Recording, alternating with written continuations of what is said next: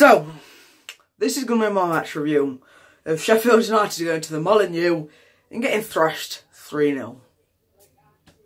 So, just before I start the video, make sure to drop a like on it. I'm going to go for 6 likes. If you're a Wolves fan, I guess it's a reason for you guys to like it, because you've just dominated us. You're seeing some little 15-year-old get pretty salty. To be fair, I don't have much reason to get too salty though, because they have multi-million-pound players, and I suppose when you think about it, it's surprised. But guys, please hit 6 likes. It just helps out the channel. I guess that's the only reason I can really come up with, to be honest. So I've exactly pulled off a great result, is it? So, from the get-go, Wolves look like a very, very dangerous side, okay? And it was evident in the 5th minute that they had very, very, very good players on their side. They had Ruben Neves, who scored one of the goals of the season, I'd say. It came to him about 22, 23 yards out. He just thought, let's curl it, let's try and get my side up 1-0 early on, and I guess have a platform to go and win the match. And that's what he did. And it was a stunning finish, you know. Simon Moore couldn't do anything about it. I feel like Lee Evans was there and he could have like sprinted, you know. He just like did a little jog, then stopped when he saw the player about to shoot. No, I'd say that Lee Evans should have.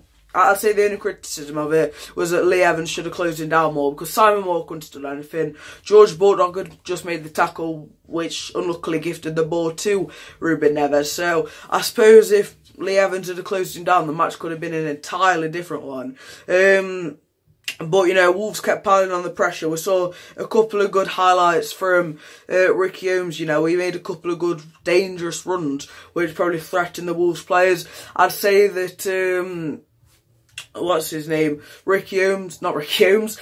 I forgot what I'm on about now. Lee Evans, he had a decent game, I'd say. I'd say that he was controlling the play for us.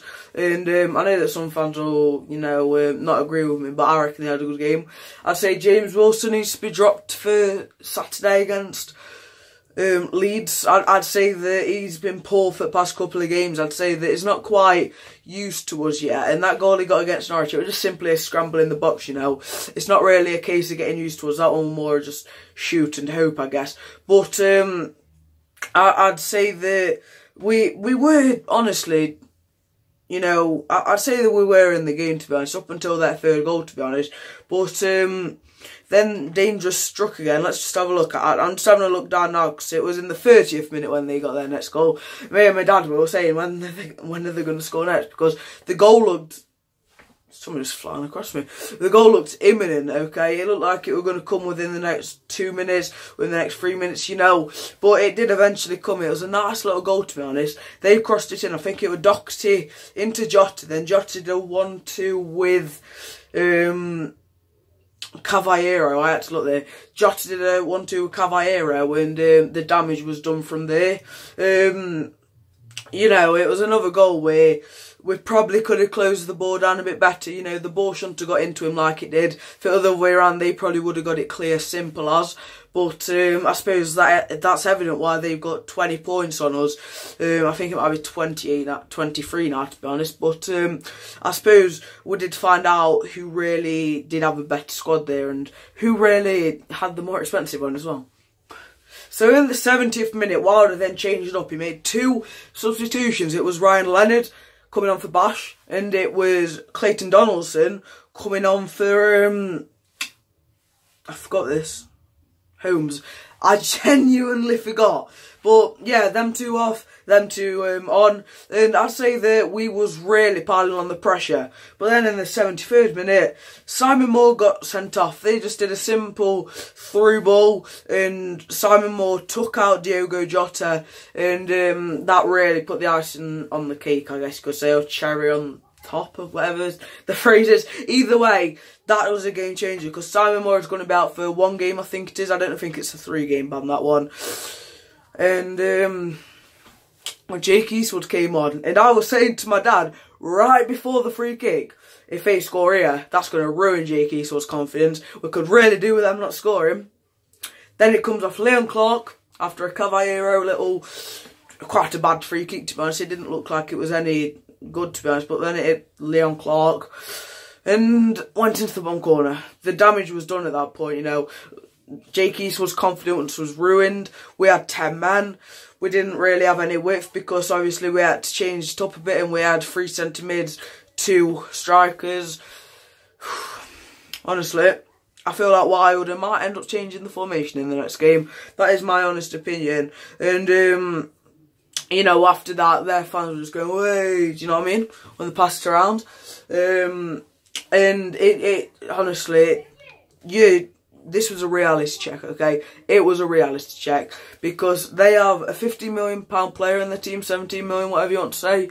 Ruben Neves, who obviously broke the deadlock. They have Diogo Jota. I don't know how much he is, but at least 10 million, I'd say, in this market. Probably 15, 20, if David Brooks can fetch that as well. Talking of David Brooks, actually, I think he's going to be back for Villa, which is only a positive. And hopefully Jamal Blackman's back as well. Not 100% sure whether he is, but he's been out injured. And I'm pretty sure, like Chad, he'll probably be returning against Villa. And I can see us honestly making a change. I don't know what changes, to be honest. I was about to recommend one. Probably Donaldson coming off of Wilson. I'd say maybe even get Billy in, because Leon Clark hasn't been the best as of late, has he? Let's be honest. I have seen better days from Leon Clark. And talking to Leon, he's actually on my post right now. That is pretty cool. But yeah, so as I said, it's a reality check. So if you have enjoyed this video, make sure to drop a like on it. Tell me what you guys thought of the match down below, because I'm always interested to hear your guys' opinions, whether you're a Wolves fan, a neutral, or obviously a Bleed. I'm doing that like I actually got the badge on. My shirt was behind me. I was looking for it. It was behind me on my desk like there, but it seems to have run away. Luckily for itself. But yeah, this is the end of the video, so let's subscribe. Enjoy the rest of your day, and let's hope this changes next week at Aston Villa. At Bramall Lane against Aston Villa. I mean Leeds, okay? I mean Leeds. Goodbye, guys. Hopefully you've enjoyed this video.